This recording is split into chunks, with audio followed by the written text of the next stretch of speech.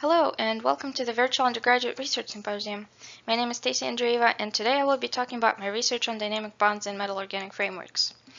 MOFs are crystalline microporous materials noted for their enormous structural diversity and chemical versatility. Interestingly, they emerge from a dynamic formation process dictated by dynamic bonds which are sensitive to stress. MOF formation depends on the assembly of two building blocks, the metal ions or clusters and the organic ligands that are linked to the metals by dynamic bonds. Given the vast potential of MOFs for gas storage, separation, sensing, catalysis, and drug delivery applications, detailed knowledge of the mechanistic behavior of MOFs is highly desirable. There is, however, a major lack of understanding about the mechanism of phase transitions and causes for these transformations in MOFs, and uncovering this mystery could potentially be very useful in fields ranging from industry to medicine. From many examples, we observed that metal linker bonding in MOFs may not be as strong as previously believed in the scientific community. For instance, MOFs are prone to post-synthetically exchange the metals and ligands, which indicates the labile nature of the linkage between the two. We propose that this dynamic behavior could be visualized by observing the association between the metal-carboxylate coordination, which constitutes the vast majority of MOFs, by infrared diffuse reflectance vibrational spectroscopy. Due to the weakness of these bonds, we expect that changes in temperature would impact this equilibrium, such that higher temperatures would favor bond breakage, thus increasing the number of species in unbound state. Variable temperature vibrational spectroscopy would therefore show a lowering in energy of the stretches associated with these dynamic bonds at increased temperatures.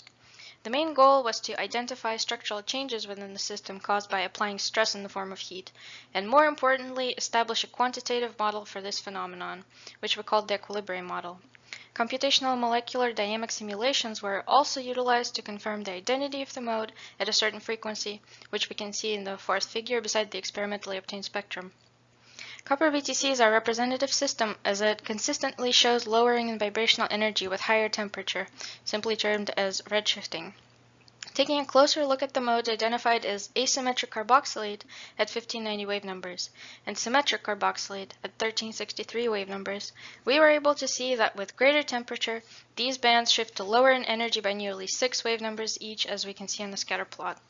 Error bars were obtained from cycling the measurement 3 times, and after 3 cycles over the range of 300 degrees, we observed nearly consistent reversibility of those bands.